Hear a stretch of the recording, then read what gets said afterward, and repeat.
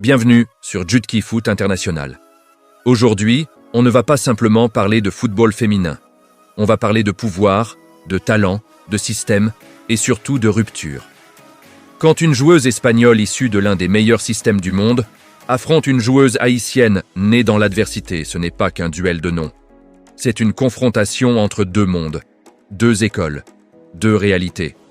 D'un côté, Mariona Caldente, symbole du football espagnol structuré, intelligent, collectif, dominant l'Europe. De l'autre, Melchi Dael du Mornay, incarnation du talent brut, de l'instinct, de la vitesse, de la liberté et de l'espoir venu d'Haïti. Les 433 awards ont posé la question. Le public mondial a répondu. Et la réponse a surpris plus d'un. 67% pour du Mornay, 33% pour Caldente. Alors la vraie question aujourd'hui n'est pas seulement « qui est la meilleure joueuse ?», mais plutôt « quel football voulons-nous célébrer ? Le football du système ou celui du génie brut ? Le football des puissances établies ou celui qui dérange l'ordre mondial ?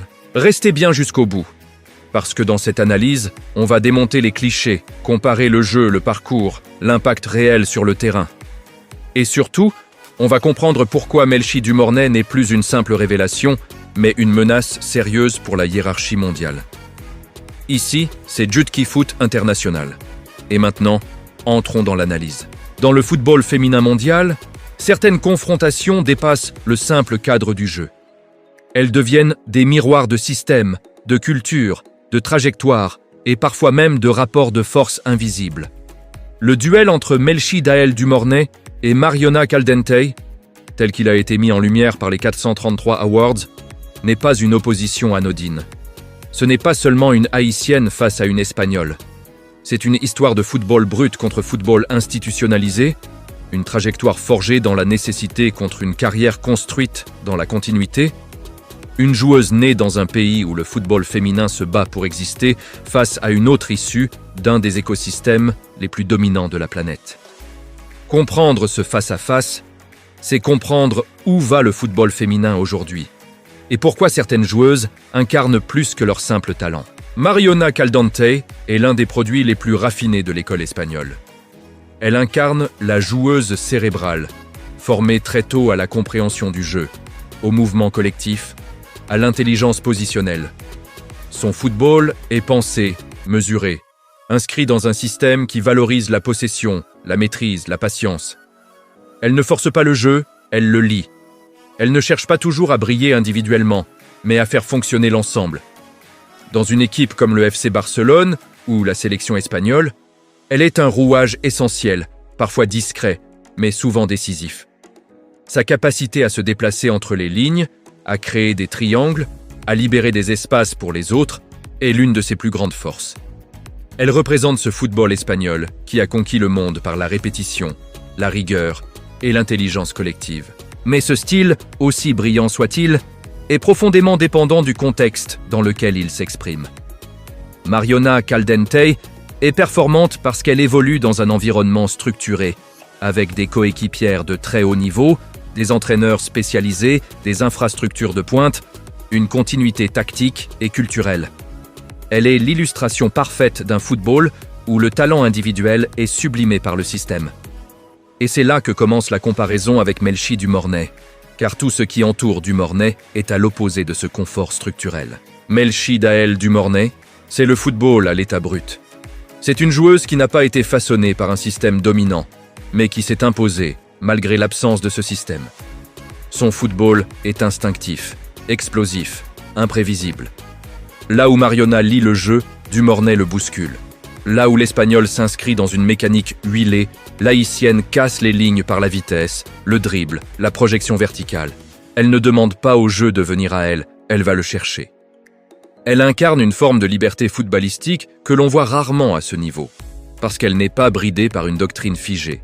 Ce qui frappe chez du Mornay, c'est sa capacité à influencer un match dans n'importe quel contexte. Elle n'a pas besoin que tout fonctionne autour d'elle pour exister. Elle peut recevoir le ballon dans une équipe en difficulté et, en une accélération, changer le cours du match. Cette faculté est précieuse, car elle révèle un talent qui ne dépend pas de l'environnement. C'est souvent ce type de joueuse qui marque l'histoire, parce qu'elle peut briller même lorsque tout s'écroule autour d'elle.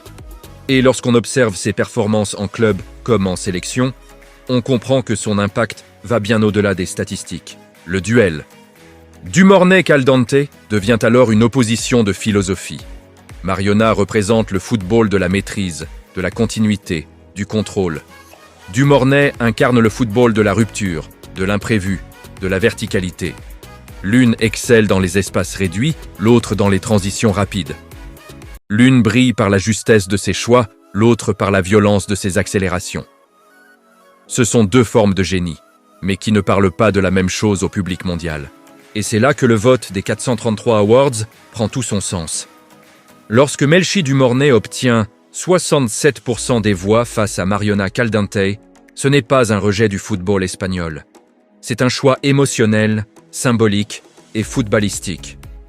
Le public ne vote pas seulement pour la joueuse la plus titrée ou la plus intégrée dans un système dominant. Il vote pour celle qui fait vibrer, celle qui surprend, celle qui représente quelque chose de nouveau, de frais, de différent.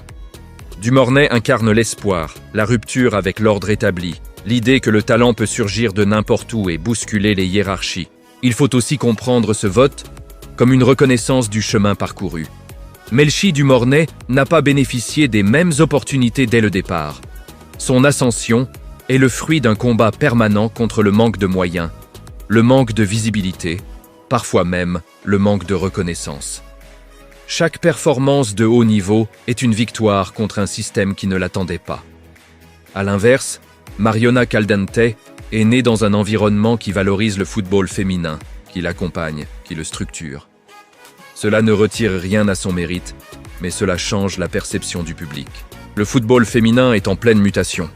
Longtemps dominé par quelques nations et quelques styles, il s'ouvre aujourd'hui à des profils plus variés, à des joueuses issues de contextes moins traditionnels. Dumornay est l'un des symboles les plus forts de cette évolution. Elle prouve que le football féminin ne se résume plus à l'Europe occidentale et à ses académies. Elle montre que l'intensité, la créativité et la puissance athlétique ont autant de valeur que la maîtrise tactique et la possession. Dans cette confrontation symbolique, Mariona Caldente reste une référence. Son intelligence de jeu, sa régularité, sa capacité à performer dans les grands rendez-vous font d'elle une joueuse essentielle du football moderne. Mais Melchi Dumornay représente l'avenir dans ce qu'il a de plus excitant. Un football sans complexe, sans frontières, capable de rivaliser avec les meilleurs malgré des conditions initiales défavorables. Le public mondial, à travers ce vote, ne dit pas que Caldente est inférieur. Il dit que Dumornay raconte une histoire plus forte à cet instant précis. Il y a aussi une dimension identitaire et culturelle dans ce duel. Dumornay ne joue pas seulement pour elle-même. Elle porte Haïti, une nation souvent absente des grandes scènes footballistiques, surtout chez les femmes. Chaque succès est perçu comme une victoire collective. Mariona Caldente, elle, évolue dans un contexte où le succès est presque attendu. L'Espagne est une puissance du football féminin, habituée aux trophées et à la reconnaissance. Cela influence forcément la manière dont le public se projette. Sur le plan purement technique, la comparaison est fascinante. Caldente excelle dans la gestion du tempo, dans les petits espaces, dans la prise de décision rapide sous pression. Dumornay, elle, brille par sa capacité à créer le danger là où il n'existe pas. Elle transforme une situation banale en occasion de but.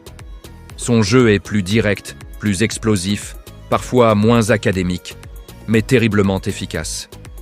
Ce sont deux manières différentes de dominer un match. Le football féminin a besoin de ces deux profils.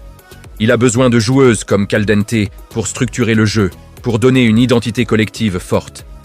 Il a besoin de joueuses comme Dumornay pour casser les codes, pour rappeler que le football reste un jeu d'émotion et d'instinct. Mais dans un vote populaire, l'émotion prend souvent le dessus. Et Dumornay est aujourd'hui l'une des joueuses les plus émotionnelles du circuit mondial. Ce duel met aussi en lumière une réalité médiatique. Les joueuses issues des grandes nations bénéficient d'une exposition constante. Celles venant de pays moins médiatisés doivent souvent produire des performances exceptionnelles pour obtenir la même reconnaissance. Lorsque Dumornay bat Caldente dans ce type de vote, c'est aussi une forme de rééquilibrage symbolique.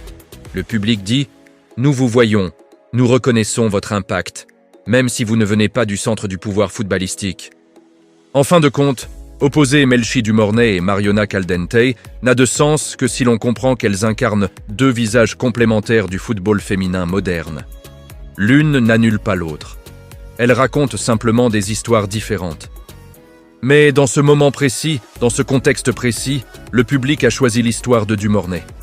Une histoire de courage, de talent brut, de dépassement, de rupture avec l'ordre établi. Ce choix n'est pas définitif.